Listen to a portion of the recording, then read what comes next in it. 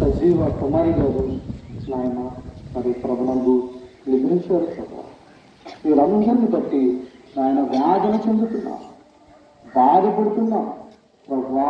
అయినప్పటికీ నీ చిత్తానికి తలవంచుతున్నా, నీ కృపలో మేమందరం నాకు నివసిస్తున్నామనేటువంటి జ్ఞాపకాన్ని కలిగి ఉన్నాం దేవా. శాశ్వతమైనది కాదు ఈ జీవితం అని, అశాశ్వతమైందని మీ వాక్యము నిలువెల్లా చెప్తా ఉంది ప్రభా. సేవకులమైన మేము బోధిస్తున్నాం అయ్యా, విశ్వాసం కూడా ప్రభు ఆలకిస్తున్నాం. అన్ని విధాలుగా నాయన నీ సన్నిధిని మేము చేరి అయ్యా ప్రభా నేను నాయన మేము జీవించబోతున్నామన్న విషయాన్ని నెత్తికి తెచ్చుకుంటున్నాం. సహాయం చేయండి ప్రభా. నాయన దేవనందరావు గారికి ఆత్మకు శాంతి దయచేయండి ప్రభా. మరిగా సతీమణి గారి అలంకారం గారి ఆత్మకు శాంతి దయచేయండి అయ్యా. కుమారుడు ఆశీర్వాదం గారి ఆత్మకు శాంతి దయచేయండి. పవన్ గారు సజీవ కుమారు గారికి ఆత్మకు శాంతి దయచేయండి. కుటుంబ బిడ్డలను ఆశీర్వదించు ప్రభు.